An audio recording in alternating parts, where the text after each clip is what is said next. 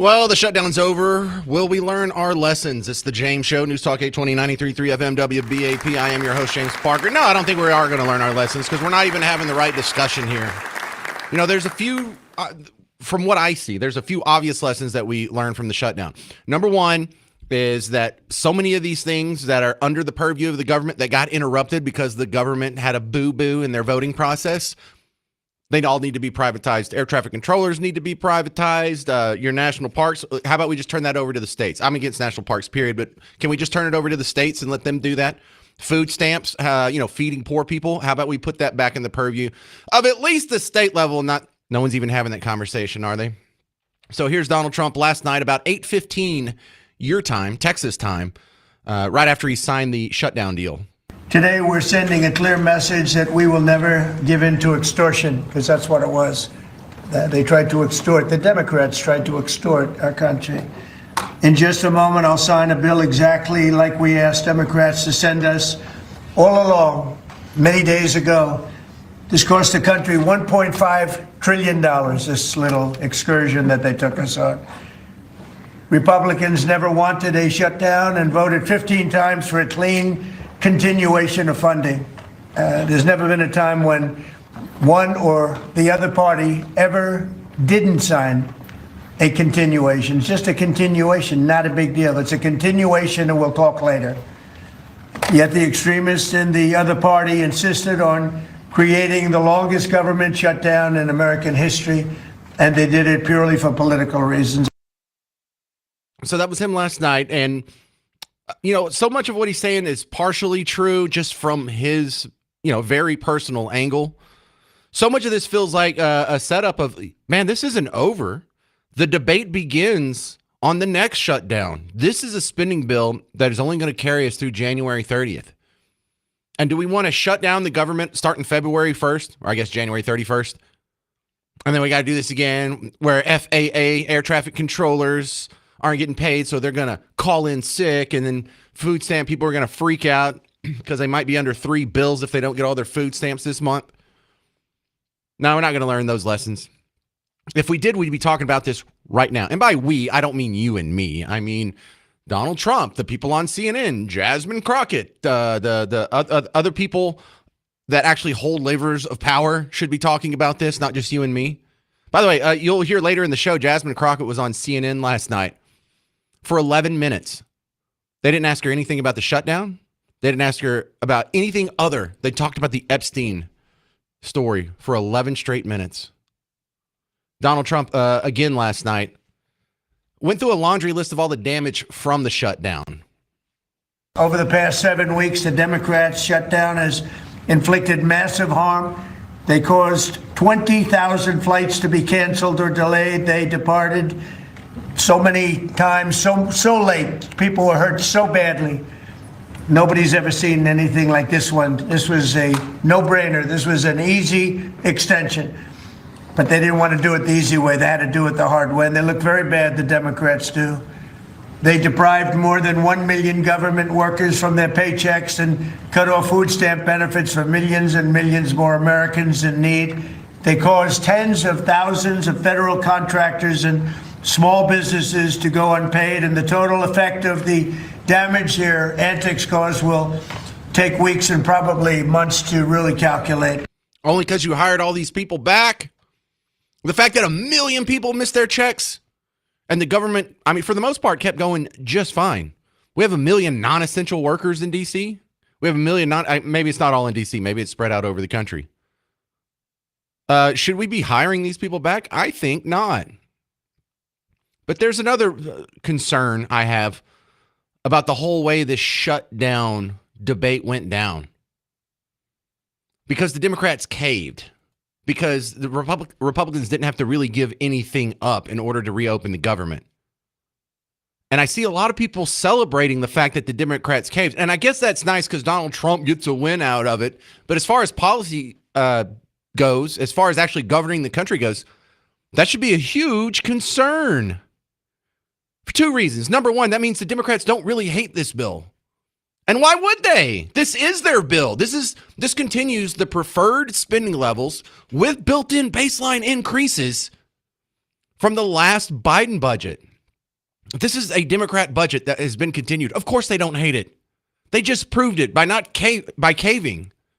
Number two, for all these Democrats that just caved, and it's not all of them. It was what, like 8 senators for those guys. I see a lot of people running around calling them hypocrites. No. That is the wrong lesson. They're not hypocrites. They said this bill was horrible or whatnot. They were lying about that, but that doesn't mean they're hypocrites. That means they like this bill. That's a bad sign. That's the sign that you probably shouldn't like this bill. Republicans probably shouldn't have been supporting this bill. But the great metaphor was given to me by another radio guy. I'll give him credit, Jesse Kelly. He pointed out during the shutdown when governors were going out to eat in states where they banned going out to eat. Gavin Newsom went to the French Laundry with some other well-to-do people when you weren't allowed to go to restaurants. He said, if someone told you that there was landmines in everyone's front yard in the neighborhood, but you looked out your window and you saw him dancing around in his front yard, you wouldn't say, hey, the guy's a hypocrite. You would say, hey, the guy is lying about the landmines. Does that make sense? 800-288-9227, 800-288-9227. Coming up next, a great debate is being had about this whole Obamacare and the mandates and the cost cuts and what's all going on with the tax credits and the vote that's going to happen in about 6 weeks. We need to have that, because if that vote goes sideways in 6 weeks, taxpayers are going to be on the hook. That means you. 800-288-9227. I'm James Parker on News Talk 820, 93.3 FM, WBAP.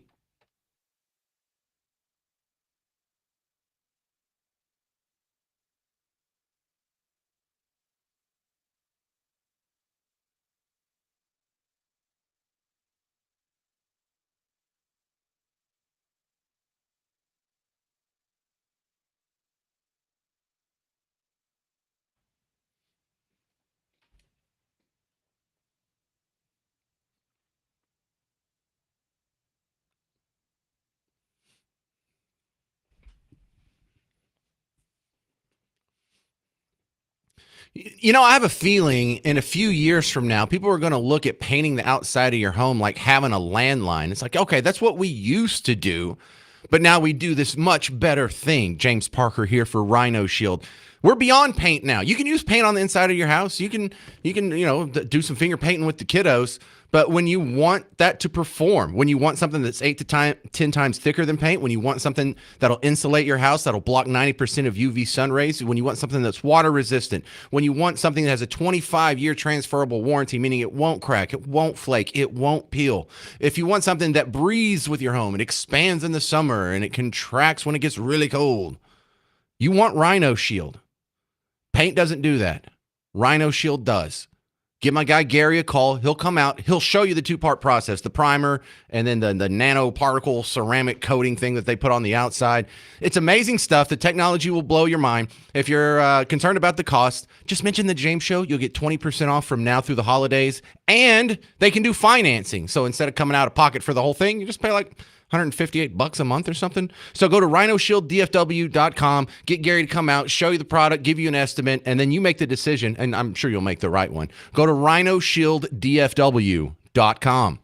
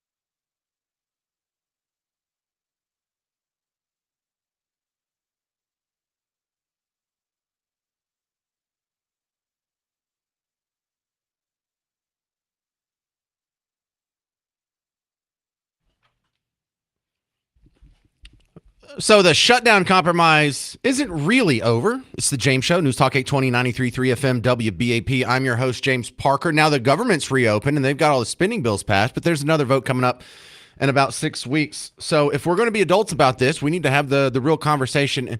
And I don't know, it all feels like PR in some sense. It also feels like, what's the point? We all have our minds made up anyway. But we need to attempt to change some hearts and minds out there, because this Obamacare increasing costs debate, this is worth having. There's a reason why your costs have gone up. There's a reason why, if you get rid of the subsidies, that so many people are going to not be able to afford their healthcare insurance anymore. And we need to get back to the root answer of that. And this is not going to be a healthcare debate. This is going to be an economic debate. The answer to this is not going to come from a doctor. It's not going to come from a guy that works with a microscope and a Bunsen burner and a white lab coat. This is going to come from an economist. Here was a guest on Fox yesterday, Fox News, Avik Roy. Obamacare created a nationwide, one-size-fits-all set of regulations for that kind of insurance that you were mentioning, that people buy on their own, outside of their employer, outside of the government. And the two things that Obamacare did that broke the insurance market were, one, it overcharged healthy people that needed insurance to help fund the cost of insurance for sick people, and overcharged young people to help fund the cost of insurance for sick people. So young people paid double, triple, quadruple what they were paying before, and healthy people paid double, triple, quadruple what they paid before. And so those were the people who were particularly harmed by Obamacare, who dropped out of the market, who can't find affordable coverage unless they get those subsidies. And the end result is, if only sicker and older people buy insurance, the price of insurance for everybody goes through the roof. You know, this is the same arguments that were had 15 years ago when Obamacare was being passed. Can we just go back and rewind the clock and look at the promises that were made of Obamacare and say, okay, maybe they were well intended when they passed this, but all of their predictions, all of their, economic studies of it turned out to be wrong. The part where, if you like your doctor, you keep it, like your plan, you keep it, it'll save you money, things will be cheaper, it'll be more affordable, it'll be more accessible, it'll be easier, it'll be better. It's all wrong. Can we not just get back to an up or down vote on repealing it at this point? Isn't that kind of obvious? Bill in Waxahachie, you're on WBAP. Yeah, the problem with Obamacare is you can't force the American people to buy something that they don't want. And this was, you can't pass a law to tell people they have to buy something. The federal government cannot do that. Well, they did. I know philosophically it's wrong, and I agree with that sentiment. The Supreme Court acted like a bunch of you-know-whats and said, well, it's okay to work. But, Obamacare is, Obama was, I must say, one of the worst presidents, even worse than maybe Joe Biden, because he just tore the Constitution apart, and he did so many things that were just, I don't really see that the sea levels have gone down or gone up. Remember that? He was going to stop that. And, he was just so full of, what? It was incredible. So what would you like to see them do, Bill in Waxahachie? Well, I'd like to see them get to a point where everybody, I'm not an expert on health care, but there's got to be I'm 80 years old. I've got Medicare, and I don't know what my premiums are. At this point, I don't know how much longer I got to go, but I don't know what the solution is. We have muddled everything up for the last 50 years. That it's just a conglomeration of, idiocy. I mean, these guys, everybody in the Congress should be fired and put 535 people in there that maybe just are citizens and maybe know their hand from their rear end. I love your kitty cat already. You're the cat there. She is my sweetheart. Yeah. She's 17 years old. Oh, my God, what a good kitty. All right. Oh. Bill in Waxahachie, from your mouth to God's ear, sir. I appreciate you calling in. Thank you. Stick with the phones. We're going to go to Ron in Garland. You're on WBAP. What do you want to see him do? Good afternoon. Hey, Ron. First of all, I'm not a kitty. I don't like stepping in the kitty crap. That's all right. What I'd like to say is when Obamacare first was pushed in on us, all it was a distribution of wealth. That's it. Because I had good insurance back then. It wasn't the best, but it was good. And now we're stuck with this crap that we got now. You know, half the time all they want to do is pay for a preventative, and that's what Obamacare done. Now it helped all the people that couldn't afford insurance. Yeah, helped them a lot. But all they done was took from the middle class. That's all it was, a money grab. Well, yeah, but so there's the emotional pull of Obamacare is you tell someone that there's poor people out there that can't afford health care and they're dying needlessly, and there's other people who have a ton of money, and if we just took it, and they don't even need it, they have millions of dollars, if we just took a little bit from them and gave to these people, then we could end suffering and things would be much better. It didn't really turn out that way so much, but that's the siren song of every social program. Oh, look, there's some hungry people. We're going to take money from definitely not you, and we're going to redistribute it. These are not healthcare questions. These are not food questions. This is not about farmers or ranchers. This is all economics. And as soon as we can just come to the realization that capitalism is better than socialism, no matter whether you call it Medicare or Medicaid or socialized medicine, that's what it is. And when we can learn that lesson, half of our problems will be solved in America. The other half of our problems will be solved when we figure out that, you know what kids need? Not another program, not public schools, not Medicare, Medicaid. They need dads. We solved those two problems. Capitalism better than socialism. Dads are better than no dads. Most of our problems go away in America. Coming up next, the City Hall is lying to your face about wanting to study getting out of City Hall. They already want it done. You'll hear it next on The James Show. News Talk 820, 93.3 FM WBAP.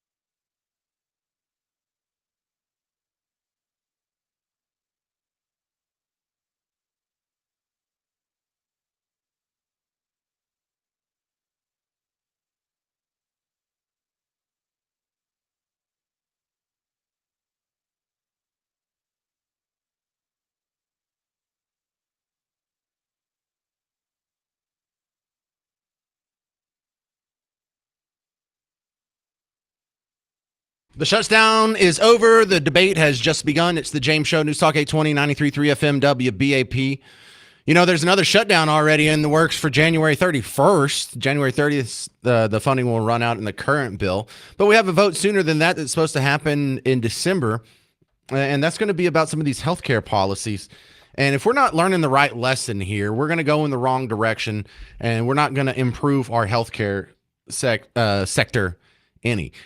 In case people haven't noticed, I'm sure you've noticed, you listen to WBAP, you're a good little informed citizen. But when do you think the rest of the country is going to notice that when you subsidize something, the price of it goes up? The price of it gets out of control. When we subsidize college, did that make it more affordable, or is it less affordable than ever? When we subsidize medical care, did that make it more affordable, or is it less affordable than ever? That's what subsidies do. 800-288-9227. So you know what I want to do. I want to get rid of the whole thing. The other side of that discussion doesn't even want to maintain the status quo. They want to expand the failed policies. We thought that it would help cover people. And yes, the costs have increased, but it did slow the growth of costs. But ultimately, I agree with Marjorie Taylor Greene. The system is broken. These private health insurance companies have been ripping off the American people. And I believe that what we need to do is expand Medicare, that is actually, especially for people between 50 and 64, that would be the solution. It would also help our manufacturing. It would help our competitiveness. It would lower costs. They want to expand Medicaid or Medicare and have it start at 50. Oh, my goodness. You know, for the most part, people don't use a whole lot of health care between when they get out of childhood and they get into adulthood until about age, I don't know, 65-ish. But if you back it up to 50, so the only people that aren't covered, the only people that actually have to pay for their own health care is this small little window of society that is age 20 to 50. Yeah, that couldn't possibly go wrong. Let's try that. To the phones we go. Triss in Sherman. Triss, do I have that right? Triss?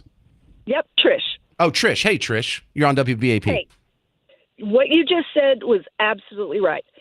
We need to stop the subsidies. We need to get rid of Obamacare completely. That did nothing but raise premiums, and people don't even think about it, but that also raised everybody's deductibles.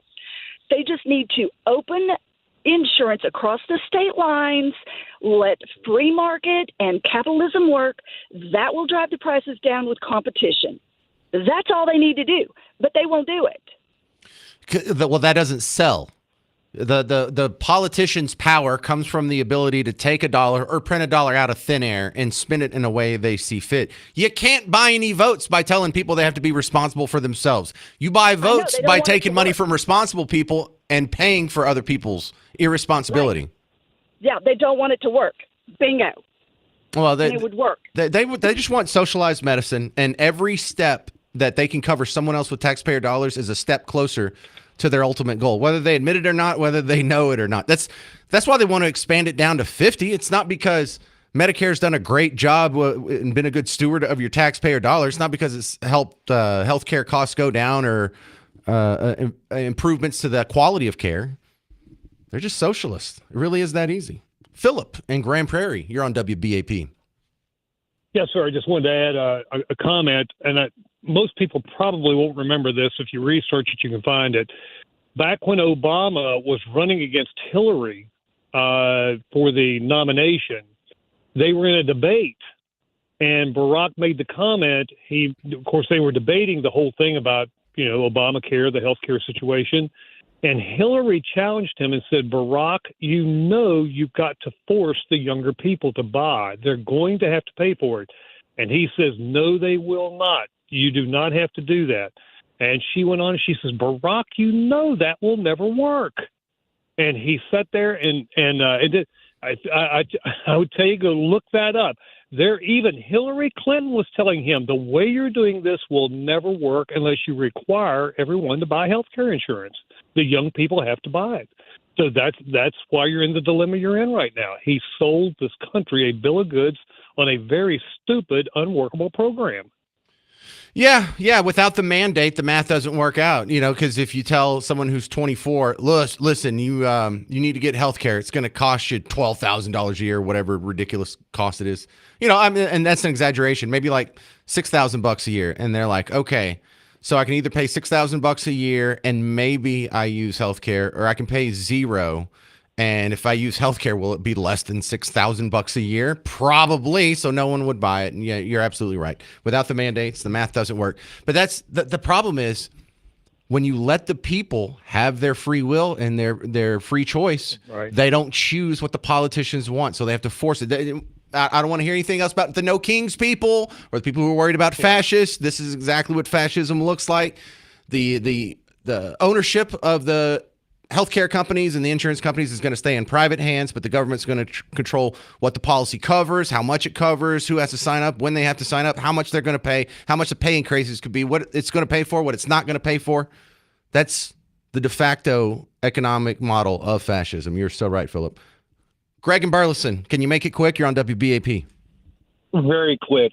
What I don't understand is why no one is asking the question, why didn't Democrats, they had full control to write this bill the way they wanted to write it when they wrote it. Why did they not write it to where these subsidies would have been permanent? Okay, so I'm going to give you the answer. The answer to that question is, and the kook that you just played the recording of before I got on the phone here. That was Ro Khanna, but yeah. Okay, well, he is going to make my point for me. That we are at this point right now because they wanted to have this argument, because it is now time to push for the expansion of Medicare and Medicaid to go to the younger people. This was all about this moment in time where they could have this argument again to where we now get all of us get VA-style health care. Interesting theory. However, I'm under the impression the Obamacare subsidies were set to expire when they originally passed Obamacare back in 2010 or whatever it was, for two reasons. Number one is the subsidies weren't supposed to be permanent. It was just supposed to be a bridge while we made this transition, because once everybody got into the healthcare system and everybody was paying in premiums and we had all the regulations set right so evil corporations weren't trying to make an evil profit and exploiting people, then the cost would naturally go down so much that the subsidies wouldn't be necessary. They were also set to expire around COVID time because they wanted to score the bill a little bit better. They wanted to make it cost less than, I think it was $1 trillion or whatever. And then the subsidies, they were supposed to expire like 5 years ago, but they've got pushed back because of like a COVID emergency fund bill. They just stuck it in there that they're going to expand them. And so then it was supposed to expire like a year or so ago, but then they have just been doing continuing resolutions and sticking it in there. So this is a can that's been kicked for like 5 years now. These were supposed to be gone anyway, and they're acting like, oh, it's terrible, you took them away. No, that was part of the original plan when y'all passed it 15 years ago. Don't act like that's not how it was written. 800-288-9227. We'll continue talking about the shutdown debate, and coming up, this BS about City Hall. We'll leave you foaming at the mouth. I'm James Parker. It's News Talk 820, 93.3 FM, WBAP.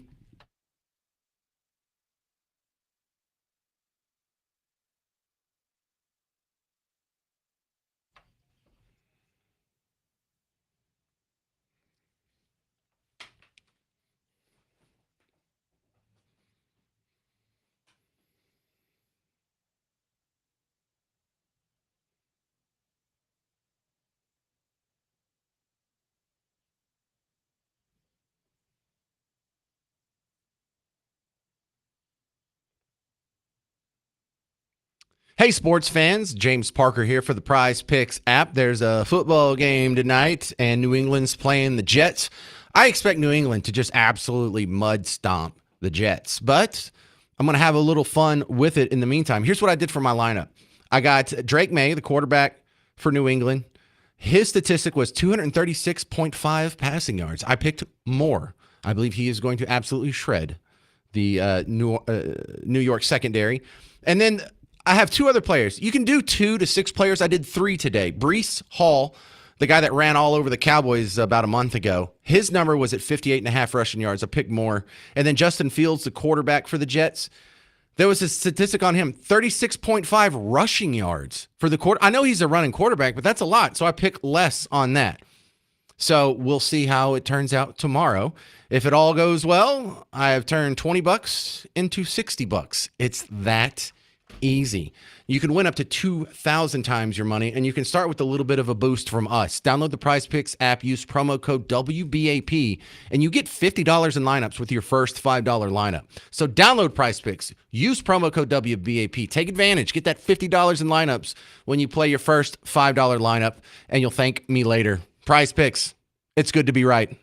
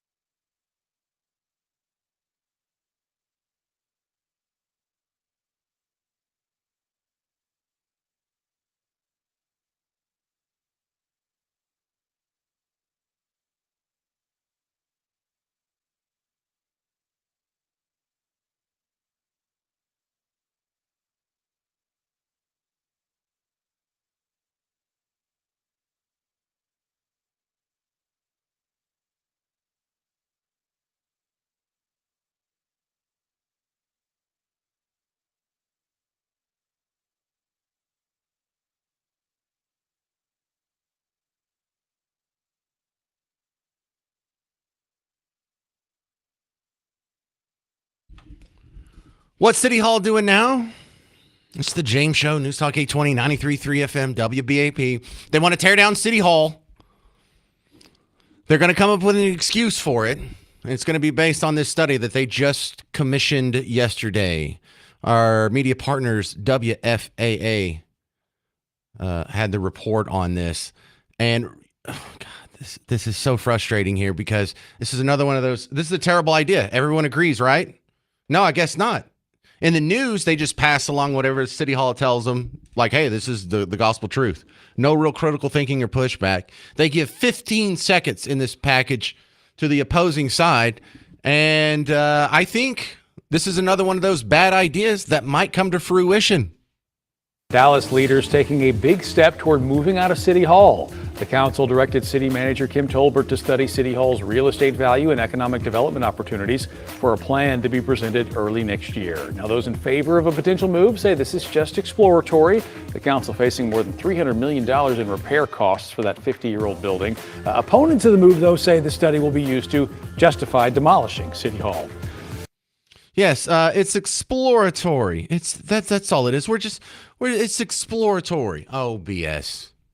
Absolute lies. You've seen this too many times. And if you haven't, hey, you know what? I'll give you the benefit of the doubt. Maybe you just started listening to WBAP Monday and you haven't seen how this little cycle works. So let me describe it to you. There's a 100% chance this report will come back recommending they leave City Hall. And then the debate's going to be like, well, do we demolish it and build a new one? And the report's going to say, well, yes, if you demolish it and build a new one, there's a great economic opportunity and it'll be so good for the economy and it'll revitalize downtown. And the word revitalize will be a big player in the news reports on it. 100% chance this report is going to come back recommending Dallas city offices find a new home. And we really have no choice but to demolish this old, crusty piece of crap building. I really despise this incredibly dishonest tactic. No, we just want to study this. How do we even know what's best for the people if we don't even study this? Okay, I'll give you 3 reasons why this logic about government studies is hot garbage. Number 1 is they don't really want to study it. They already know what they want to do. There's a 0% chance the people that want to move out of City Hall and demolish it are going to see any report that will change their mind. They wouldn't dare order a report that would come back unfavorable. They're going to go back and get the report that they pay for. So this study is going to be nothing more than government-ordered propaganda used to sell the thing that they already want to do. It's a public relations tool, and it gives the media the ability to look at the numbers. Well, this nonpartisan third-party independent study shows it would revitalize the downtown corridor. It would be an economic winner and bring in $200 million worth of stop it. The second reason is this logic about we just want to study it. Never works in reverse. It is always, always, always a function to grow government, either spend more or have more power or do something that makes the people who are ordering the study more powerful. Do you think AOC and Bernie Sanders, when they say they want the federal government to study gun control, is because they want an honest answer or because they want to use the results as an excuse for the gun control policies they already support? So let's imagine this in the reverse. How come you never hear this? How come, hey, City Council, why don't we pay for a study to see how much we could cut in taxes if we eliminated DART? Why don't we pay for a study to see how many people actually use this stupid bike lane over here on Houston Avenue next to the American Airlines Center? You want to do a study for that? Oh, no, only on the study on the things that violate my principles and good governance. Great. Why don't we pay for a study to see how things would improve if we didn't allow women to vote? Oh, I just want to study it. I just want to find out. I just want to know. No, you wouldn't even allow that. So it's not just a study. And the third reason why these studies are always hot garbage is they're always wrong. Now, you're not going to know that now. You're not going to know that for 5, 10, sometimes 20 years. But a great example is look at the studies that were used to sell DART to the taxpayers in North Texas, to the voters in North Texas in 1983 when they voted for DART. Everything in their studies was wrong. I've gone back and looked at it. We've talked about it on the show. We've had the reporter who was in the public debates against the beginning of DART in 1983. The ridership estimates in their studies were wrong. Their cost estimates in the study were wrong. The economic impact estimates were wrong. The traffic congestion estimates were wrong. The miles of track we would have by 2025, those estimates were wrong. The prediction that DART would never take on debt was wrong. The estimates on how much the fares would cover was wrong. I mean, everything was wrong, except for the color of the trains is going to be yellow. I think that's the only thing that turned out to be true in 2025.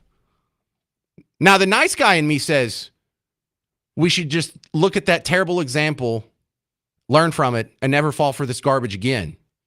The not so nice guy in me says whoever put out that study, they need to be jailed for fraud. There should be consequences, legal consequences for lying to the taxpayers. Now, I don't know if there was bad intent. I would like to have a trial there because it's either they're frauds or they're really, really, really bad at their jobs. All they did was help sell a lie. That's how you got DART passed. Here we are still dealing with it now. That's what they're going to do here. 100%. You'll hear what the mayor said about it in his State of the City address this morning. Coming up next on The James Show, 800-288-9227. I'm James Parker on News Talk 820, 93.3 FM, WBAP.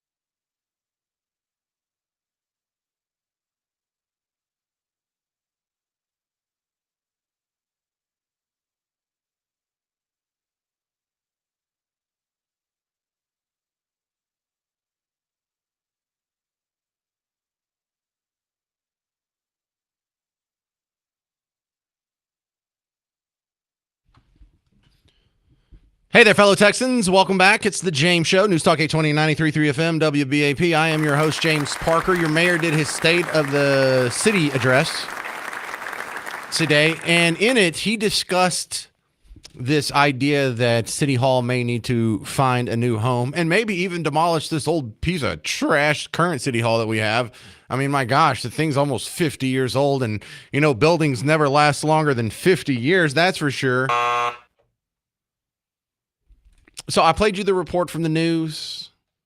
Look what the mayor himself had to say about it. It sounds like he's already signed on to this. Like, it's already a done deal. He expects this to happen. He wants it to happen. What do they know that we don't?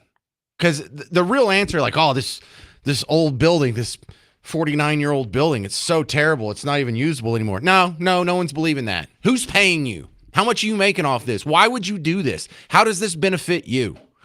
Is it the donors? Is it the real estate developers? Who is it? What is it? Who's paying you? Because this makes no sense. A few blocks away, we also have to decide the future of Dallas City Hall. This matter deserves an open and honest public discussion that leads us to a realistic plan. A plan that looks to the future and seeks to solve problems and not simply admire them. While we still have much to understand and analyze, I do want to say this. Buildings are meant for people.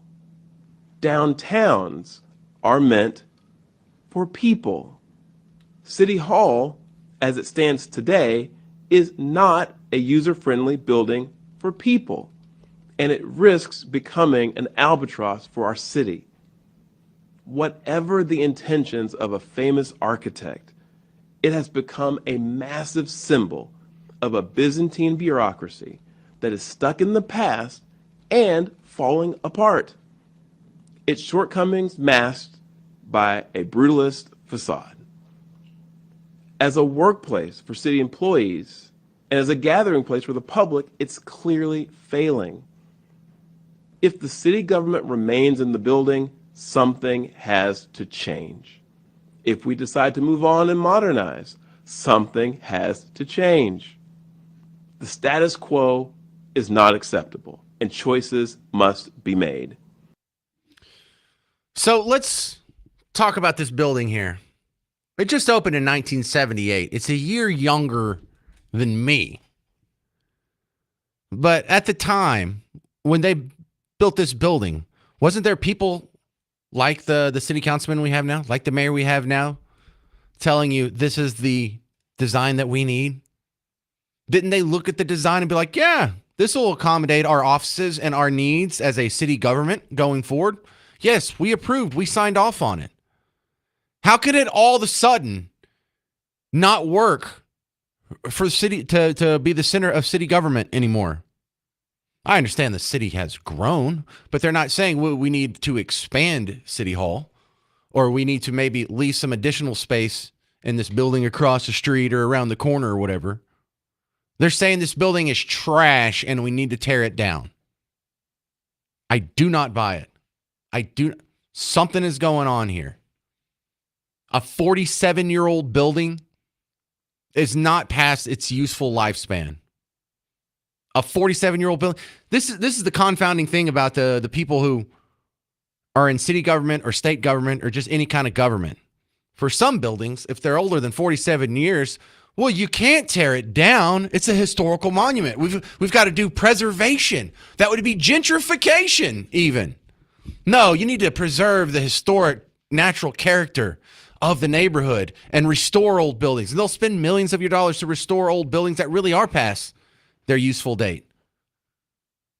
So there's this magical middle spot where a building is obviously new or new enough that it shouldn't be torn down. And if a building is so old, it shouldn't be torn down. So I guess if it's 47 years old, that's cool. That's the little hole in the donut here where y'all finally support tearing down a building. There's something fishy going on here. I would like for someone to get to the bottom of it. And you're like, James, why don't you get to the bottom of it? What are you want me to go through their tax documents? I'm not a forensic accountant. But for the media that's over there saying, oh, yeah, hey, this sounds like a good idea. And, this is a pretty old building. Wow, it's just got so many problems. It would be economically smart to do so. Just parroting the press releases that come from the powers that be in City Hall. Why don't you go investigate and find out why they are lying to our face about this? Have these studies ever been right? They just voted, if you're just joining us, City Hall voted yesterday to study the idea of moving City Hall, city offices and tearing down City Hall. Yeah, we just want to study it. Are these studies ever right? Were the studies right about DART? Remember a few years ago, one of my favorite stories about downtown Dallas and their genius studies is the studies is like, here's what we need. In the Trinity River, we'll build some artificial rapids and we'll have people tube down it. That'll be a big hit. Was that a big hit, or did that just last like a few days before it collapsed on its face? The people that did that study, did they get any negative consequences? Did they still get paid in full? Did someone even get a refund from them? Because I'd be charging them with fraud. And it was so bad. Like you remember how dumb that idea was? And you even thought so? And you thought, who could be in favor of this? Boy, this is really going to fail. How is it that you know better than the people who are going to get millions of your taxpayer dollars to study this? This is their job to study this. How come they keep getting it right and you get it wrong? And this isn't even your job. You have your own little specialty. You're a mechanic or you work in sales. I don't know what you do, but you're better at figuring out these very important, very expensive economic boo-boos than the people who are paid to do so. This is John in Dallas. You're on WBAP. Hey, John. Hey there. I had an idea. I don't know if it would work or not, but what if we got it declared a historical building? I think the criteria has to be that it's like 50 years old and it has to have like significant architectural significance. God, I feel like it maybe meets a couple of those.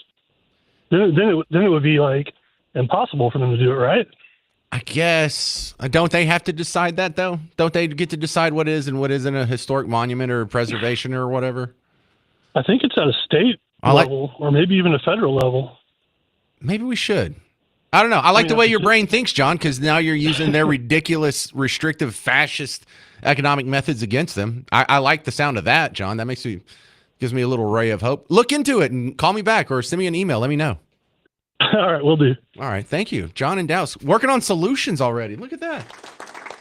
Maybe he should go work for the TV stations or a newspaper around here. Coming up next on The James Show, Donald Kimball. He's a political pundit. Is going to evaluate the shutdown's over. What's coming up next for you? When are things going to be back to normal? It's The James Show. News Talk 820, 93.3 FM, WBAP.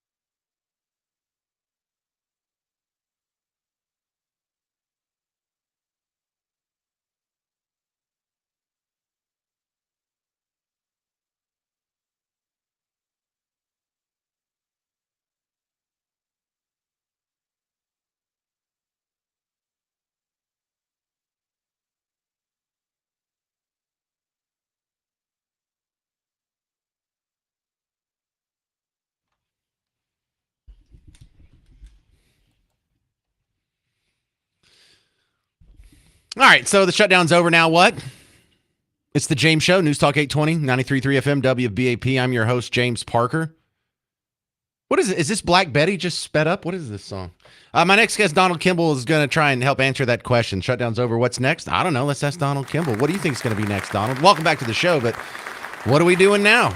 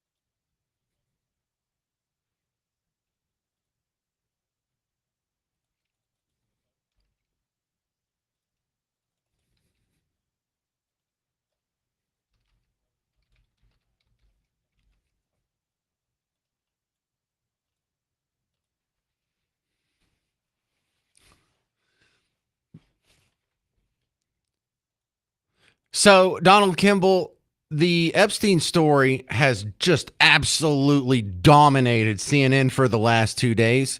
Whenever we do things that are like counting votes and not like culture war stuff, I do CNN instead of MSNBC on my left screen. I have a right screen and a left screen, metaphorically and literally speaking.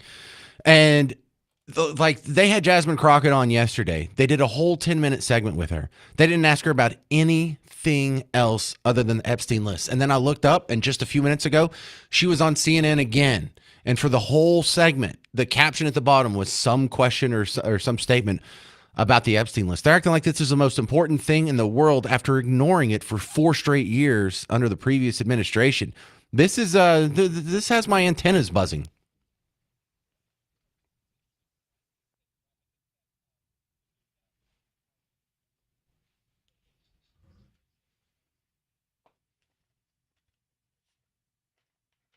Yes.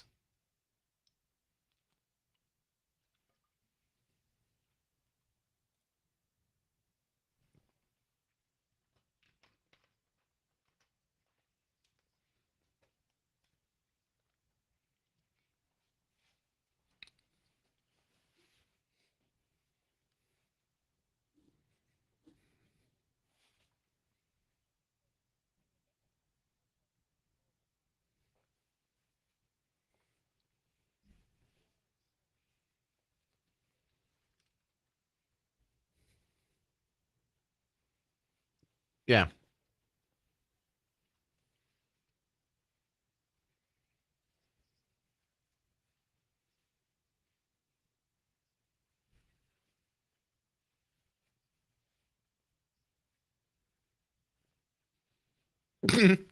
Well, okay, we have another vote that's supposed to come up in December on some of these healthcare issues, the Obamacare subsidies or tax credits or whatever they agreed to. Why do they think that's going to go any different than what just happened this week?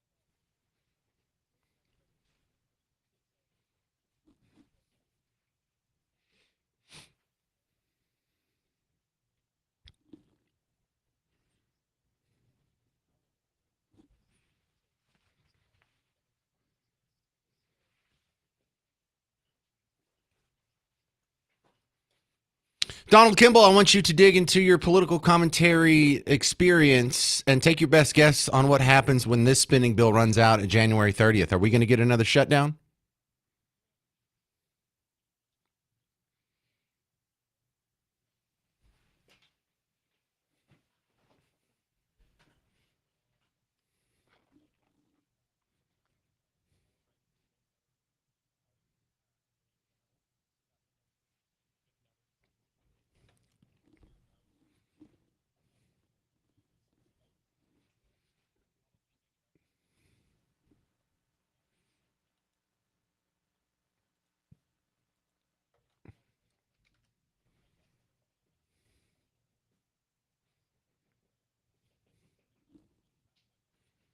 What do you think is going to happen with this Epstein list, Bill?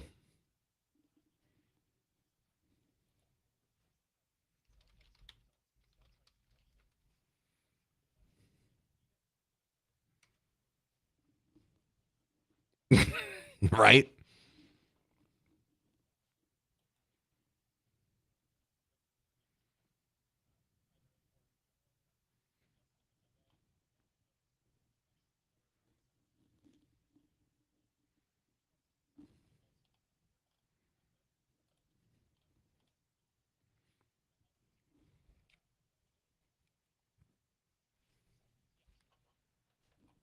Now, that'd be interesting if that happened. I'm glad you added that in the end. This is Donald Kimball. Thank you very much. Find him online. He's a good follow on Twitter and regular on the show. Appreciate your insight, sir. All right, coming up, there's some people who want to talk about this move to crush City Hall and destroy it. And that's just one of many bad ideas floating around City Hall. We'll discuss next on The James Show, News Talk 820, 93.3 FM, WBAP.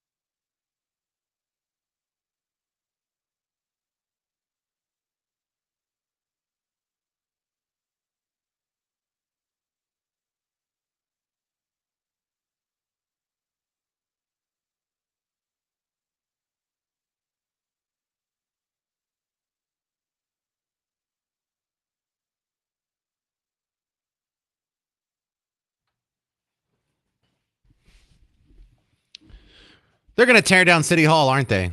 It's the James Show, News Talk 820, 93.3 FM, WBAP. You know how I know they're going to do it? Because it's a terrible idea. And the economic ignorance of these people has been on display your entire life. Don't expect it to get any better now. But so many people think this is a good idea. The mayor was speaking in favor of it in his State of the City address this morning. Most of the city council, all but 3 people on the city council, are for this. I'm sure the developers and the real estate people and the big money movers are in favor of this as well, because they get to either be the guy that tear it down or build the new thing or get the lease for the new offices or whoever. It's a terrible idea. If you're just joining us, I can get you all caught up. Here's WFAA on the city council meeting yesterday. Dallas leaders taking a big step toward moving out of City Hall. The council directed City Manager Kim Tolbert to study City Hall's real estate value and economic development opportunities for a plan to be presented early next year. Now, those in favor of a potential move say this is just exploratory. The council facing more than $300 million in repair costs for that 50-year-old building. Opponents of the move, though, say the study will be used to justify demolishing City Hall. No, thanks for that one little sentence of pushback there. But yeah, of course, this study is going to come back and say exactly what they want it to say. We've got to get rid of City Hall. It's beyond repair. It'll be an economic development boost. 100% chance the study is going to agree with these people. And it's not real. Diane in Seagoville, you're on WBAP. Well, hello there. Just a comment. Back then when those buildings were built, they were built by qualified masonry that put that stuff together. No, it doesn't need to be demolished. Maybe some upgrades if they want to do that. But all of our cities, even out here, they take away the heritage of the city. I'm not too worried about heritage. I'm worried about the economic stupidity of the move. Well, yes, and why can't it's built very well? Do they go into that part of it? Yeah, I don't really have an opinion on how well it's built. However, if it is built real shoddy and it's only 47 years old and it deserves to be torn down, then whoever built that building or whoever approved it, they need to go to jail. Whoever the contractor was who did the terrible work needs to go to jail. I bet you're right, though. Wait. Diane. I didn't know terrible work was done already. No, I'm just saying. We're talking about if it was built in 47. No. It's 47. Well. It's 47 years old. 47 years old. Yeah. Oh, so they're saying 47 years ago there wasn't good quality carpenters and masonry people that put it up. Yeah, in 1978. And besides the shape of it, what about the architect that drew it?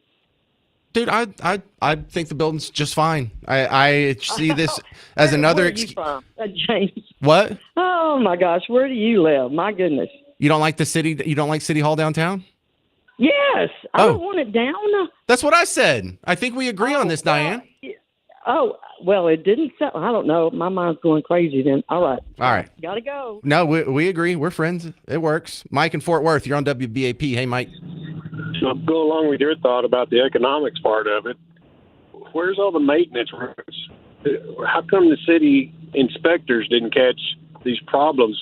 I've been a contractor off and on for many years, and if you don't have all your P's and Q's in the right place, they really shut you down.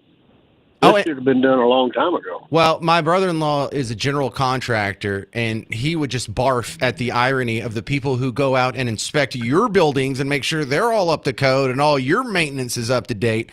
Now they're going to turn around and tell us, well, the maintenance has been so neglected on this building over the last 4 decades that it's not even usable anymore. Somebody, if that's the case, somebody needs to go to jail. They're the ones that need to be held accountable. Exactly. They just want to tear it down so they can spend the money or get the donations or get the kickbacks or whatever. This isn't on the up and up. Logically speaking, this is a terrible, terrible idea. Gary in Newark, you're on WBAP. Yeah, thanks for taking my call there, James.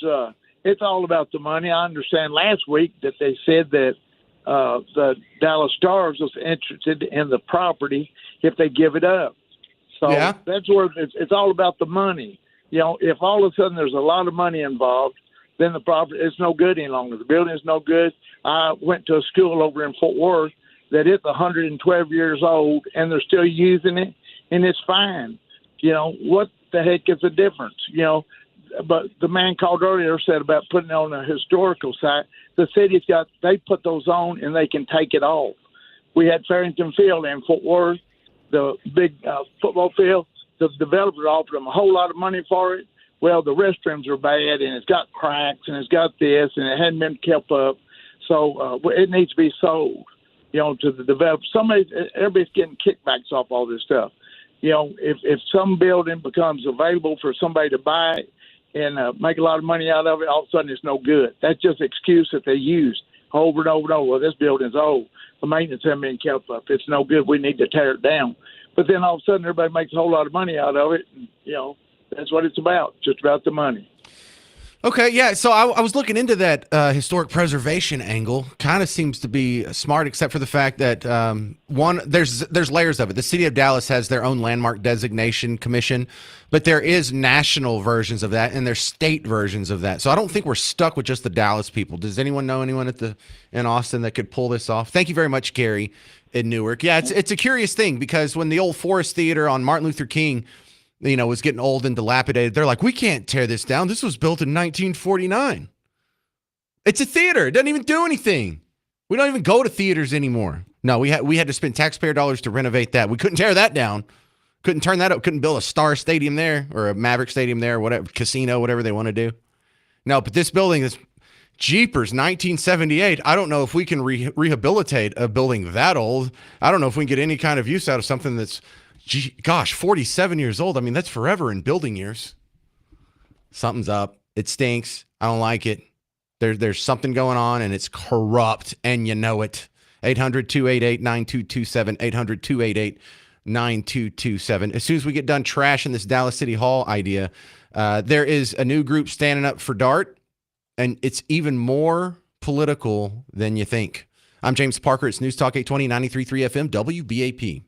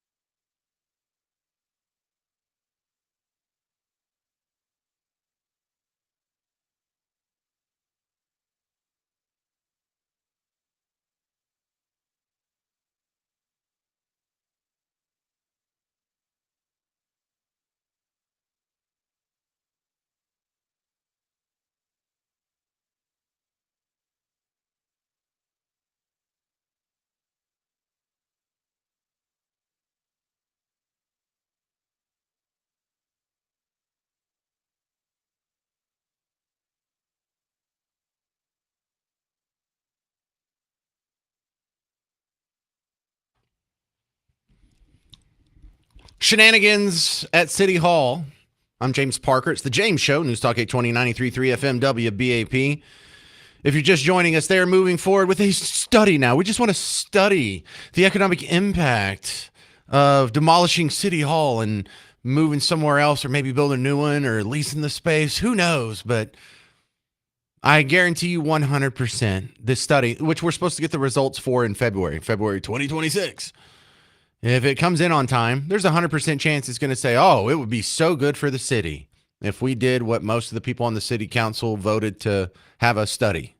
You know, the people that are paying for the study have an incredible record of getting the results they want. You know, whether it's, you know, whether or not we demolish City Hall, or whether or not we build the whitewater rapids on the Trinity River in downtown Dallas, or whether or not, we need to build a new dart track or something. Every time comes in just the way. Global warming scientists. So it's a terrible idea. They're going to study it. The study is just a bogus veil, because in your experience, every time you've seen this study, it comes back and, oh yeah, see, this is what's going to be used against you now. This is what they're going to say. Well, the study says this isn't what I want to do. The study says this would be good for Dallas. If you don't support this, I guess you don't like Dallas. I guess you don't know what's good for Dallas, or you don't want what's good for Dallas. Oh, shut up. Just stop it. This is a terrible idea. The building's fine. It's only 47 years old. If y'all hadn't been keeping up with it, then somebody needs to go to jail. But we don't need to demolish it. It's just a terrible idea from every single angle. I don't buy it. Back to the phones. Jeff, Itasca, you're on WBAP. Well, James, I've got some insight about the City Hall that will rock most people's boats. I was involved with the city of Dallas in that building 20 years ago on a project that everybody involved with the city at that time should be locked up and put in jail, including the mayor, the council, their architect, their energy manager at the time. But the city of Dallas got ripped off by a company in 2004 to renovate the complete mechanical system in the building, and it was a disaster from the get-go.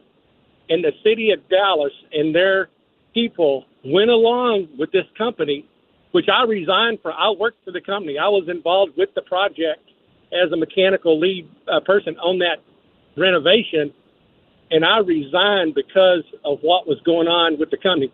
But the city of Dallas themselves have the most incompetent people in this stuff than any city and government entity I've ever worked with. But what's going on, like you said, is a total sham. It's a cover-up, and the people involved are only out to make money. But that what happened in 2004 and the money they spent then, everybody involved at that time should have gone to jail. Yeah, I figured something like that. I don't even have to know the details to know that if it really is true that the building's so dilapidated and the maintenance has been so neglected that it's better off torn down, then people need to go to jail for neglecting it. Then people need to go to jail for not doing the upkeep, or for saying they did the upkeep, but they just filled out a piece of paper, got their check, and they let it rot. Did y'all really just let this building rot in front of your face over the last 47 years? Well, then go to the maintenance manager, whoever's in charge. Someone has to be in charge of that building. Jail time for these people. That's fraud. That's theft of taxpayer dollars. If you take the money but you don't perform the service, that's theft. So either someone needs to go to jail, or they're lying about the condition of the building. Might be a little of both. Brian in Farmers Branch, you're on WBAP. Hey, James. I just want to say they just want to put up in a sports complex or something to make a bunch of money. They forget one thing. That building is a damn landmark. Everybody forget about, RoboCop. Yeah, I remember it was using RoboCop. That was pretty awesome. Yeah. I mean, the building still looks cool. Just fix what it needs. You can get masons in there to do everything. You get electricians to do everything. You already own the building. I am interested to see what happens. How are they going to tell you that it's cheaper to tear down this gigantic building and build a new one to replace it? How would it be cheaper to do that than just repair the existing one? I can't wait to see the mental gymnastics that they're going to put themselves through for that. Plus, the architect is the guy who designed the Triangle building over in the Louvre in Paris. So yeah, IMP or whatever his name is. Talking about whatever. Well, we've got a couple of great blank spaces over by Reunion Tower and the where they're building the convention center. There's places to put a a stadium already. I mean, leave the landmark alone. even if we do have to tear down a building, one of the last ones we should tear down is Dallas City Hall to build a stadium. I mean, look at all the just wasted space in downtown. Like, I don't want to tear down the big green building, the Bank of America Tower, the Renaissance Tower, or Capital One building or anything like that. But there's plenty of better spaces for us to put a stadium way before we get to demolishing City Hall. This is Gideon in Dallas. You're on WBAP. Hey, I just wanted to mention, I don't think it would cost $300 million to repair the building. Considering it costs about $75 million in 1978, are you telling me that it's going to cost $300 million to do some modest repairs based on what they're describing?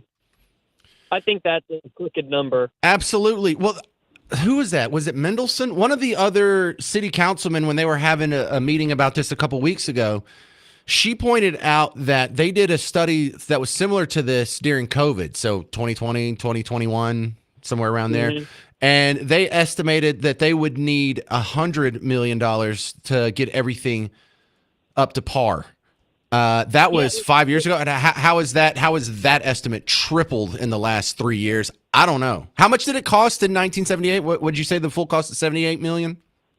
Yeah, about $78 million. All right, $78 million. At the time. All right. So in 1978 dollars, that would be $388 million in 2025 dollars. So it'd be about the same as just building it from scratch, rehabbing it. Yeah, that doesn't sound right. I enjoy your skepticism, Gideon. You made a great point, and I did not know that original number. So $78 million. Thank you very much, sir. Good stuff. Coming up next on the James Show, the other shenanigans is happening about DART. There's a political action group that is stepping in to try and save DART, and they are the most politically partisan Team Blue outfit ever. I'll introduce you to DATA, the Dallas Area Transit Alliance, who's being backed by the what? The Action Network. Find out who these people are next on the James Show. News Talk 820, 93.3 FM, WBAP.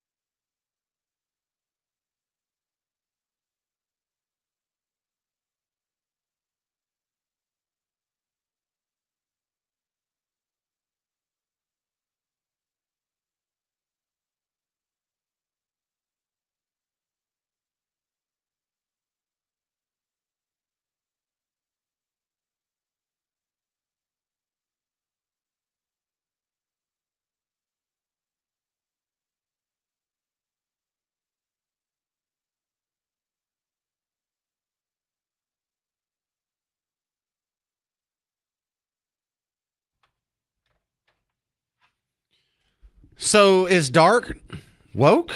It's the James Show, News Talk 820, 93.3 FM, WBAP. I'm your host, James Parker.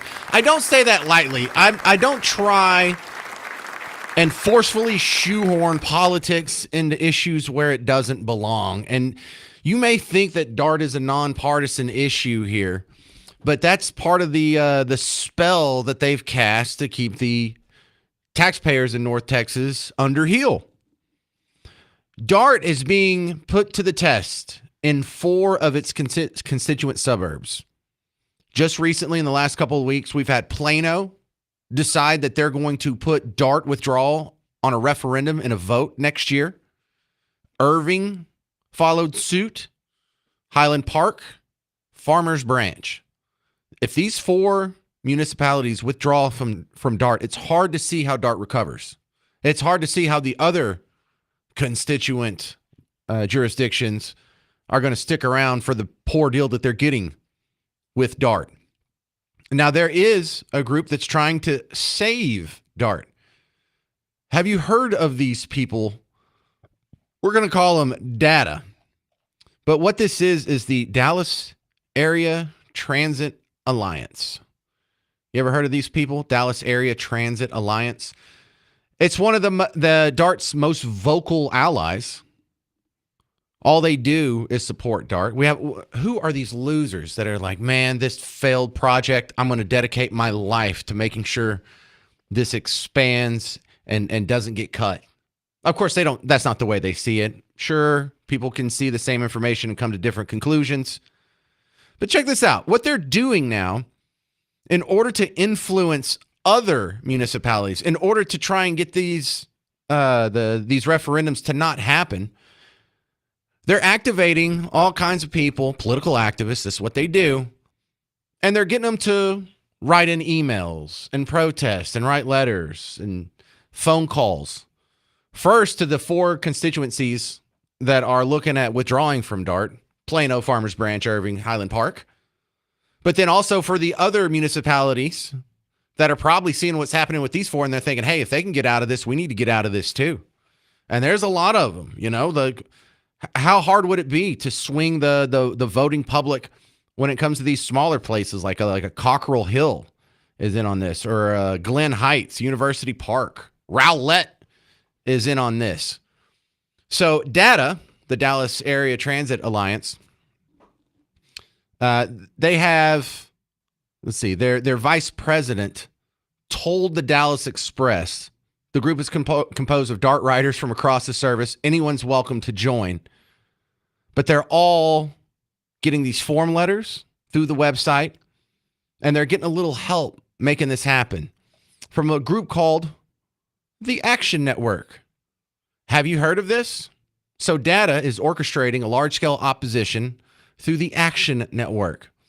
Let me read you a little bit about how the Action Network describes themselves on their own website.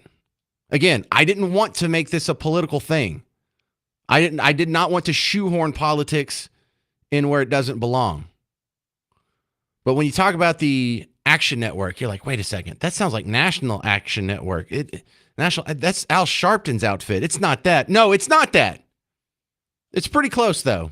On their website, they say since launching in 2012, Action Network tools have helped the Women's March mobilize huge rallies across the globe, helped the DNC raise millions for candidates and organizations. The Action Builder tool set, launched in 2019, helps dozens of unions and progressive organizations empower leaders and building strong organizing campaigns. This is a left-wing outfit. This is the people behind the Pink Hat March. This is a progressive outlet. The support for Dart is now a left-wing support. This isn't some dispassionate third-party, non-political or apolitical group that Dart, when they wanted to be saved, they ran into the loving arms of who? Team Blue. So whenever you see these little Dart trains, they look yellow. They're really blue. And this just got political. Here it is. Team Blue wants to keep taking money from you and giving it to other people, whether it's an Obamacare subsidy, whether it's a food stamp, or whether it's a ride to work. They can't stop taking money from you and giving it to other members of Team Blue. And we've got to put our foot down. We've got to recognize this for what it is. It's another failed socialist experiment. You can't socialize people's commute and get better results than the free market can. Do we have to prove this the hard way in every industry? This is Mark in Rockwall. You're on WBAP. Hey, Mark. Hey, man, I don't know about all the political stuff, but when all this stuff blew up with the city, the suburbs, I just started Googling it to see what the numbers were. And it's crazy. The published numbers, they'll tell you on average there's 220,000 riders a day. You do the math, 365 days a year. You look at how many stops there are. There's like 8,000 stops. And then you look at the annual budget, it's $1.8 billion. Yep. So you do the math, and that's $22 a ride. And I know that's simple math, and there's probably some other details in there or whatever, but it's just stupid. And I know I don't know what a ticket is. Is it $5? Is it $3? I don't know. But, everybody that pays in and has any money going into DART, they're paying 4, 5, 6, 7 to 1 what something's worth. No kidding. And that's by the numbers that are published. You could just subsidize their Uber rides for that much. Yeah. Other people break down the money where if you broke it out by the number of commuters, it would be about $6,000 a year, which would cover the payments on a Toyota Corolla. Maybe it's an 8-year-old Toyota Corolla.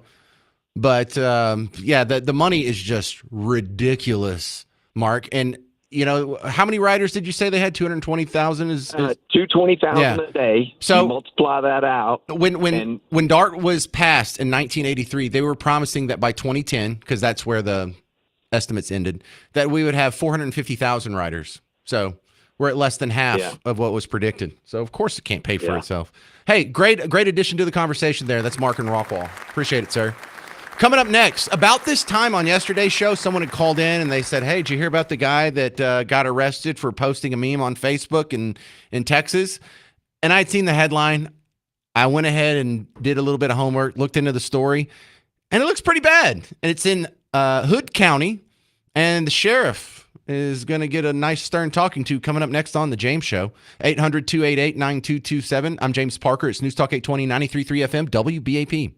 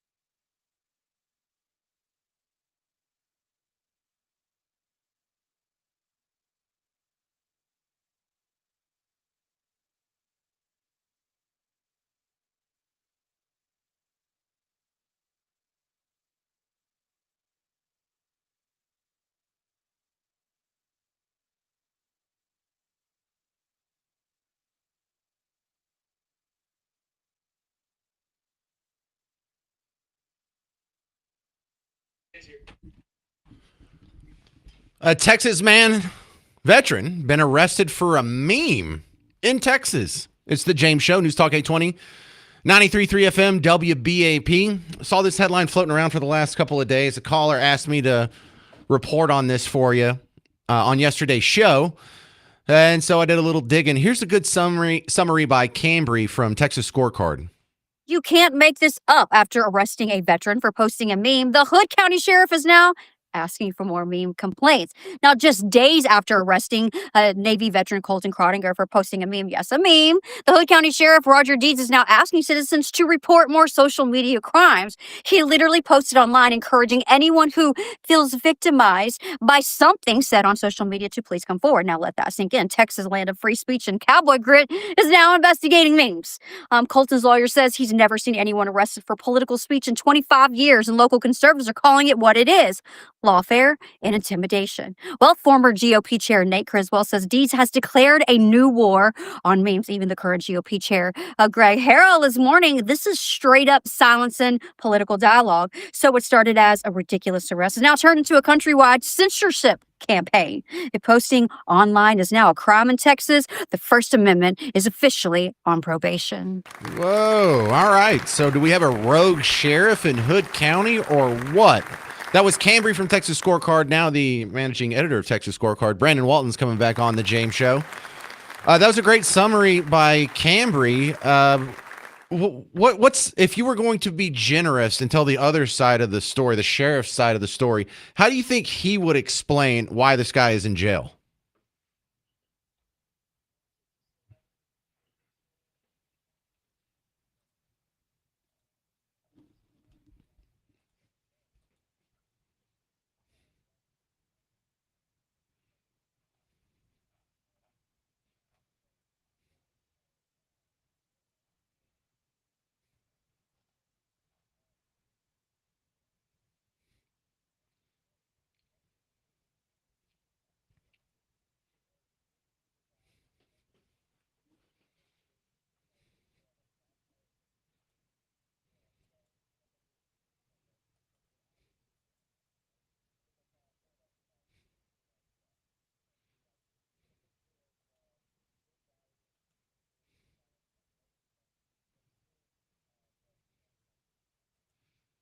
Well, and it was presented as satire, though.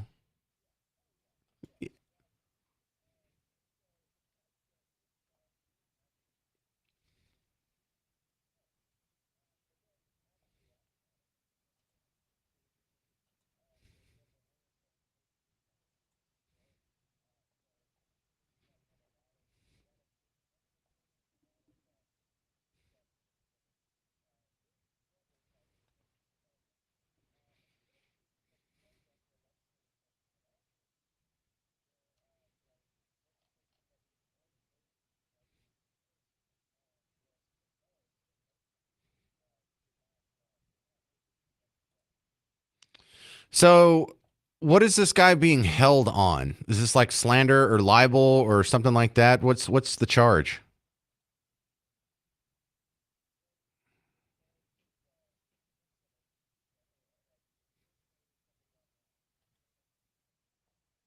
Okay. I mean, that if the context is correct, that could be a form of fraud, but clearly this is satire. I saw the post itself. He's even labeled it. He's not even hiding the fact that he's satire. So what could we do about this sheriff?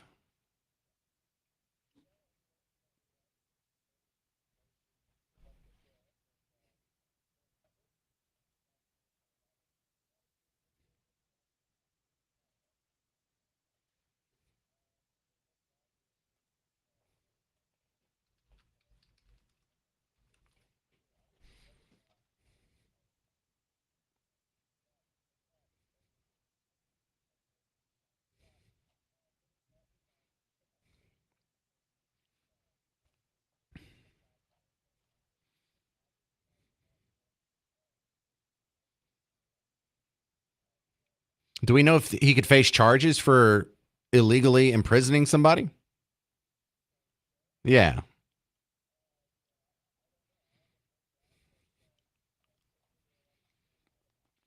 Well, we're talking with Brandon Waltons from Texas Scorecard. TexasScorecard.com is his website. And if you go there and you wade through all the teacher abuse stories, you're going to find a huge positive story for Texas. And a crypto giant has now reincorporated in Texas, Coinbase. This should be getting a lot more headlines because between this and you see other companies do it, like Tesla ditched Delaware and reincorporated it in Texas, we are going to just sneakily become the financial capital of America.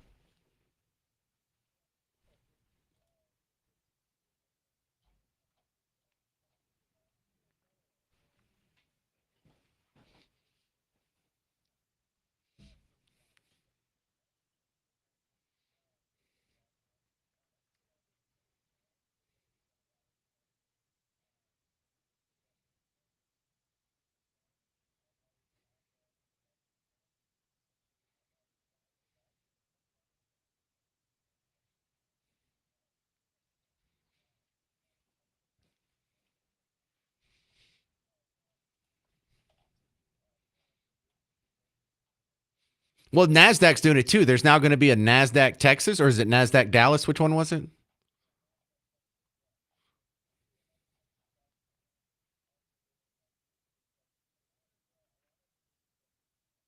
All right. Well, we must be doing something right. Thank you very much for your help on that. This is Brandon Walton. TexasScorecard.com is his website. Thanks, Brandon.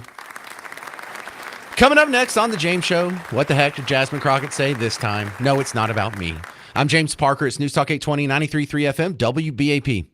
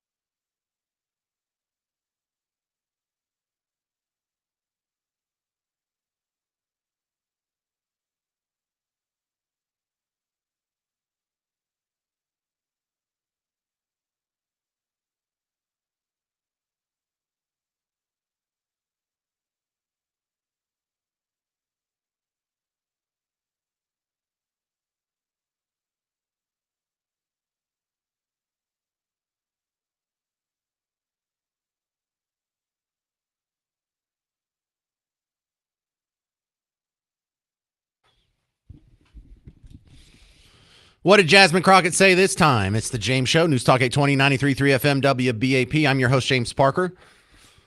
Well, it's all about the Epstein situation. She was on with CNN yesterday. There's actually 3 different cuts. But first, we're going to talk to Baden in Mineral Wells. You're on WBAP. Hey, Baden. Hey, James. Man, I've been waiting to talk about this whole Hood County thing. Oh, new people. There's a guy that was arrested in Hood County. The sheriff didn't like the fact that he made a post about one of his political allies. He deemed that it was impersonating a public official. Clearly satire if you see the post itself, but now it seems like the First Amendment's under question here in Texas, and that's what Baden's referring to. Go ahead, Baden. Exactly. So when you really look at it from an outside point of view, the sheriff is not only friends with the meme that he posted online. Like she went and lied to the sheriff about it. She just didn't like it. There's a lot of county drama that goes on there when it comes to like school board elections and everything else. But it was in support of a political rival. So this is all political, of course, revenge, if you would. Now, when you really look at it, though, it gets even crazier because when the Justice of the Peace, Precinct 1, Sissy Freeman, she even posted on Facebook herself that she didn't even read the warrant before she signed it. She just signed it. She said it's not her job. Yeah, she said it's not her job to even read it. She just signed it without even looking at it.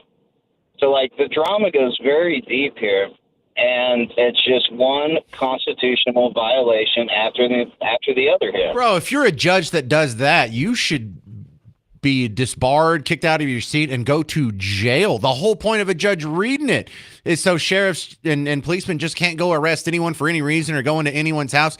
There's no stopgap on your constitutional rights if a judge isn't reviewing warrants. That is wild, Baden. Oh, I completely agree. You know, I even called the Justice of the Peace Precinct 1 yesterday and asked for a comment, and they refused to comment. I even asked them. So they're not even willing to say that the judge read the warrant before she signed it, and they weren't even willing to say that. Wow. Well, look, this is the same thing that happens with the FISA court.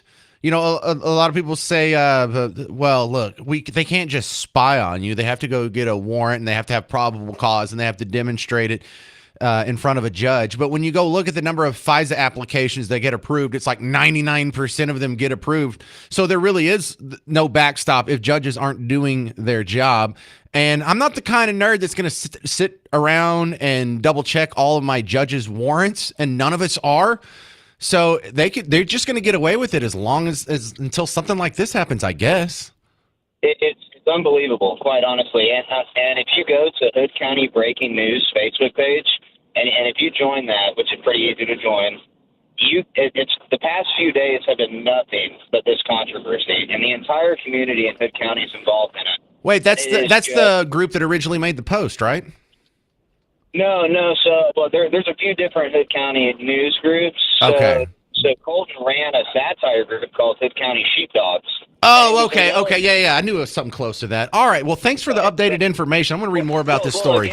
Again, too, but not only was he a Navy veteran and political activist, he was also the guy who organized the vigil for Charlie Kirk in the community. He runs fundraisers for the Granbury Police Department. You know, he's big politically in the community. Well, I don't care if he's a complete a-hole. He doesn't deserve this. Thank you very much. No, he doesn't. Thanks for the extra info. I got some more reading to do tonight. We might talk about this on tomorrow's show again. Thanks, Baden and Mineral Wells. All right, so next segment, what the heck did our friend Jasmine Crockett say this time?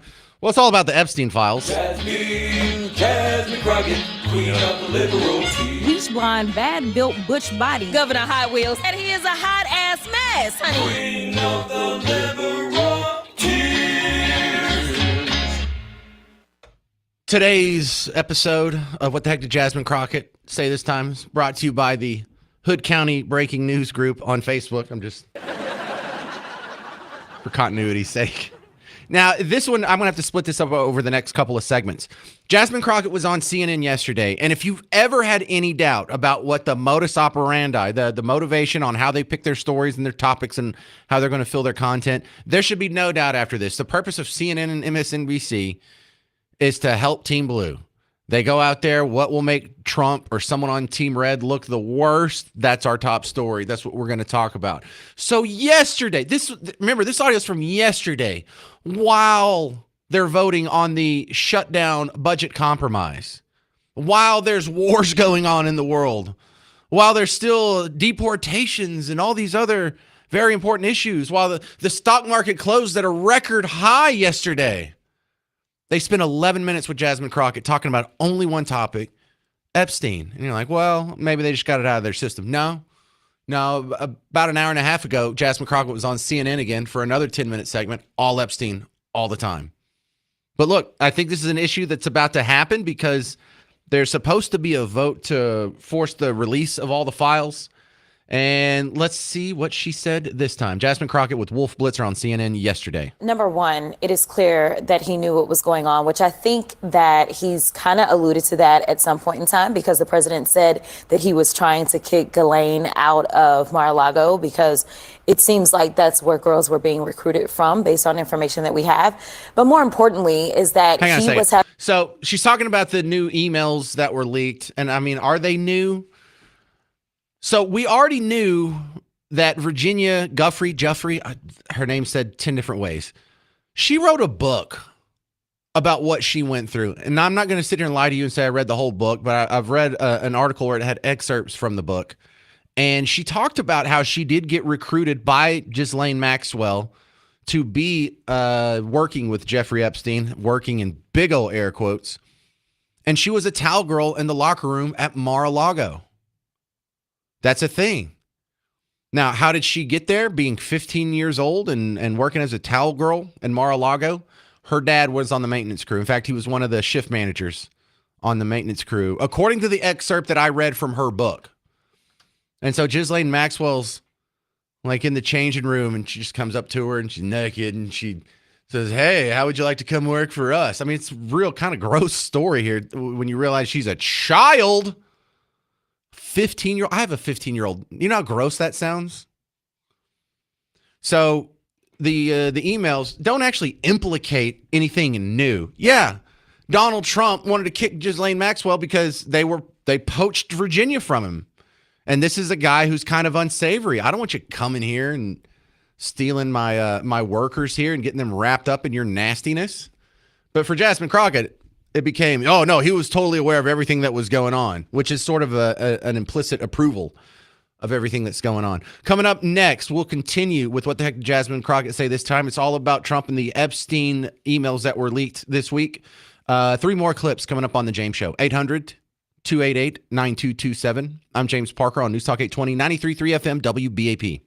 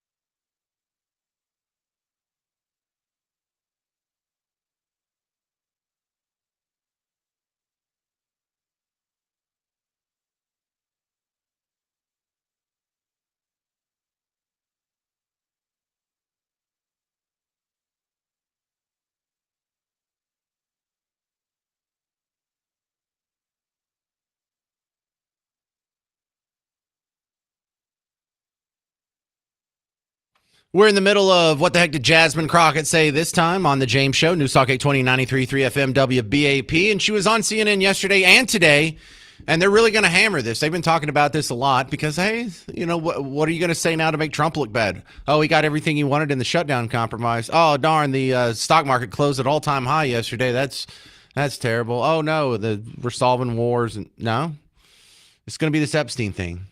It was totally ignored for 4 years. Now it's the most important thing in the world. We're not buying it. There's something suspicious here. That being said, I would like for all the files to be released. Oh, heck yeah. Release all the files. I want to know. And everybody who did anything with children at that island, go to jail, go directly to jail. I hope we never see you and you breathe free air again. Never. What if Trump's in there? Yeah, I'm cool with that too. My point stands. I don't care what team you're on. Banging kids is sort of a deal breaker for support on the James Show. Should be on your show too. But this little accusation game goes back and forth. Jasmine Crockett wanted to remind you, Epstein died while Trump was in office. Having conversation, he being Jeffrey Epstein with Michael Wolff, who is right. That's the wrong spot, lady. Yeah, I think that it is showing that he was well aware and he was trying to cover his tracks at that point in time. And I think that that's what you saw from Jeffrey. Obviously, it'd be better if we could talk to Jeffrey today, but it was very interesting that ultimately Jeffrey Epstein died sitting in prison during Trump's administration. Well, she's not wrong. So the fact that he did die when Trump was in office, I mean, I guess you could find that suspicious. You could also, find it suspicious that he died in a New York City jail with New York City jailers and a Democrat mayor and Democrat county, whatever, Democrat, the governor. It's not like Donald Trump was in charge of that jail, but he is not too enthusiastic about releasing the stuff now. So that would be suspicious. However, if that's suspicious, then not trying to release it for 4 whole years under Biden, isn't that suspicious as well? Yeah, it is. So it sounds like someone's going to get in trouble, and it sounds like it's going to be someone on both sides. Now, here's the part where I get a little frustrated because I feel like so much of the discourse that happens on social media, or heck, even people emailing me and calling in, is people who disagree with you who aggressively misunderstand your position or aggressively misunderstand the facts, because that kind of makes discourse impossible here. So when she says, well, what else could it be but Trump's guilty? Well, I can think of 10 things. While we don't know exactly what crimes he may or may not have committed, just think of it this way. If you know that you didn't do anything, then why is it that you would be twisting members of your own party's arms, trying to get them not to release it? This would be exonerating. If you know that you are free and clear, then why not say, you know what, release the files? All right, 2 answers to that. Number one, that can be thrown right back at you. If you know you didn't do anything wrong, then why did y'all ignore it for 4 years? Why wasn't it not a thing for the 4 years that y'all were under Biden? It's important, right? We all agree with that now? Then why did you ignore it for 4 years? The other thing is actually answering her question and not throwing it back in her face. What else could it be other than you're guilty? Why wouldn't you release it? Wouldn't that exonerate you? Well, he could still be innocent, and there are people in his orbit that could be destroyed, or people that he doesn't even really care about but are politically advantageous, or people that are donors, or people that are donors to his friends, or it could be someone's college roommate's friend's son's baseball coach. He could be connected to other people, or people that he's connected to could be connected to other people that would go down with the ship. If there was anything incriminating in it, why didn't y'all release it when it was totally under your purview? Did you not see it? Do you not know? But I hate it when they ask these questions that are like, well, what else could it be, when there's an obvious answer to that? Well, what else? Because listen to this again. Just listen to Jasmine. While we don't know exactly what crimes he may or may not have committed, just think of it this way. If you know that you didn't do anything, then why is it that you would be twisting members of your own party's arms, trying to get them not to release it? This would be exonerating. Well, exonerating for him may not be good in the long run. Also, you got to think, what if it's, like some people who are in elected office right now, and this could cost them the Senate majority? I'm not saying that's what happened. I'm saying there are other answers to where, well, he obviously was doing improper things with children on Underage Rape Island with Jeffrey Epstein because he won't release the files. No, there's about 18 other logical reasons why he wouldn't do that. So do I have the answers? Heck no, I don't have the answers. I want to get the answers. I'm not going to drop this. I'm glad that someone's paying attention to it now. I'm quite suspicious for the people who act like this is the most important thing in the world now, that y'all sat on your hands for 4 years when it could have made, someone else's decision a little bit easier. Where were you? Why weren't you having 10-minute segments with Jasmine Crockett on consecutive days about Jeffrey Epstein for 4 years under Biden? So again, pox on both your houses. But here's one more clip. This is where I agree with her. I'm sort of sympathetic to this last clip here. So I think that that's actually one of the things that we should talk about, is that the president has tried to call this all a hoax. I don't think you have this many people dying around a hoax. I don't think you have somebody trying to hide files around a hoax.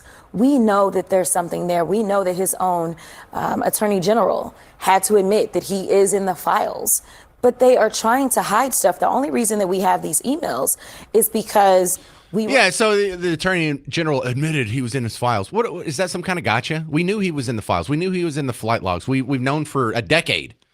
Dang, lady. But I agree with the sentiment. This is not a hoax.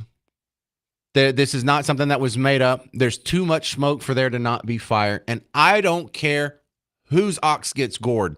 I want those files. I want anyone who went to that island and did terrible things with minor children to go to jail for as long as legally possible. 800-288-9227, or actually the show's almost over. If you have any comments on that, Parker@WBAP.com. I have a feeling this story is going to continue. I saw CNN talking about it for half of my show today, and I really hope we get those files, and I hope we get them sooner rather than later. And you know what? I don't care what side you're on. I want to see powerful people go down. I don't care if they're all Republicans. I imagine that would have been released under the 4 years of Biden's if it was all Republicans. But I imagine it's big wigs on both sides. And I'm not sure if we'll ever get it, but my God, I certainly hope we do. That's going to do it for the James Show today. If you need more James Show action in the next 21 hours, you don't have to wait for the show to start again. You can go check out the podcast, WBAP.com, WBAP app. Stick around. The great one, Mark Levin's coming up next. It's News Talk 820, 93.3 FM, WBAP.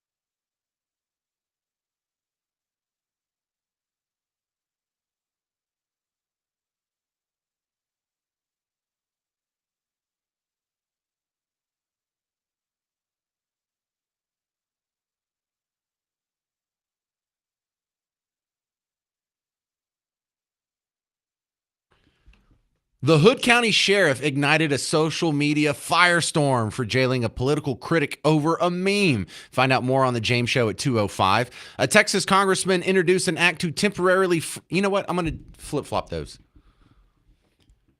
A Texas congressman introduced an act to temporarily freeze all immigration, including legal immigration. Find out how this may be a good idea at 2:05. The Hood County Sheriff ignited a social media firestorm for jailing a political critic over a meme. Find out more on the James Show at 3:05. And the death of the penny should also be the death of the Federal Reserve Bank. I'll explain at 4:15. That's coming up today, 2 to 5. That's coming up Friday, 2 to 5. On the James Show with me, James Parker, on your Texas voice for common sense. News Talk 820 and 93.3 FM, WBAP.